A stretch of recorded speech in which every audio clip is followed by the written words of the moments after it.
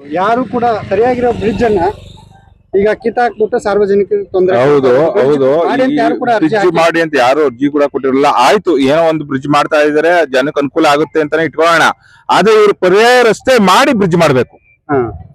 ಪರ್ಯಾಯ ರಸ್ತೆ ಮಾಡಿದ್ರೆ ಬ್ರಿಡ್ಜ್ ಇದು ವರ್ಷ ಆಗುತ್ತಾ, 6 ತಿಂಗಳಾಗುತ್ತಾ, ವರ್ಷ ಆಗುತ್ತಾ, ದಿನಾ ಸ್ಕೂಲ್ಗೆ ಮಕ್ಕಳು ಪ್ರತಿದಿನ ಲೇಟ್ ಆಗಿ ಹೋಗ್ತಾ ಇದಾರೆ. 6 ತಿಂಗಳು ಅವ್ರು ಲೇಟ್ ಆಗಿ ಹೋದ್ರೆ ಸ್ಕೂಲ್ ಅವ್ರು ಒಪ್ಕೋತಾರ? ಅಥವಾ ಮಕ್ಳು ಭವಿಷ್ಯಕ್ಕೆ ಇದು ಎಷ್ಟಾಗುತ್ತೆ?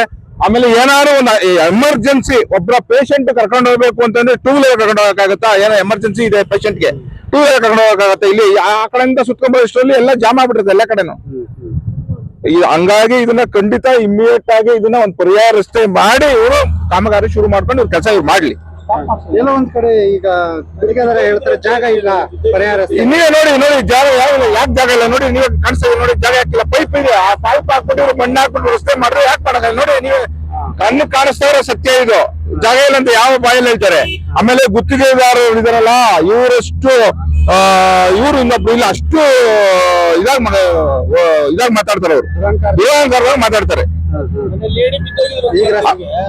ಈಗ ವೆಹಿಕಲ್ಸ್ ಬಿದ್ದು ಹೋಗ್ಬಿಡ್ತವೆ, ಅದಕ್ಕೆ ನಾವು ಜವಾಬ್ದಾರಿ ಯಾರು ತಗೋಬೇಕು?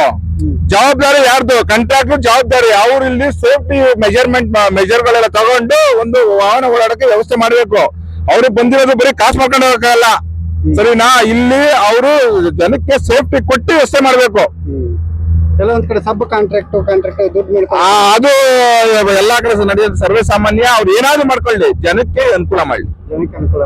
ಶಾಸಕರು ಕೂಡ ಹೇಳಿದ್ರು. ಶಾಸಕರು ಮೊನ್ನೆ ಇಲ್ಲೇ ಬಂದಿದ್ದಾಗ ಅವ್ರು ಖುದ್ದಾಗಿ ಅವರು ಹೇಳಿದ್ದಾರೆ, ದಯವಿಟ್ಟು ಅವ್ರಿಗೆ ಒಂದು ಪರ್ಯಾಯ ರಸ್ತೆ ಮಾಡ್ಕೊಂಡು ಕೊಡಿ ಅಂತ ಹೇಳಿದ್ದಾರೆ. ಅವ್ರ ಮಾತಿಗೆ 10 ರೂಪಾಯಿ ಬೆಲೆ ಕೊಡ್ತಾಳೆ ಈ ಕಾಂಟ್ರಾಕ್ಟ್ರು. ಶಾಸಕರ ಮಾತಿಗೆ ಕ್ಷೇತ್ರದಲ್ಲಿ ಇವ್ರು ಕೊಡ್ತಾ ಇಲ್ಲ ಈ ಕಾಂಟ್ರಾಕ್ಟ್ರು.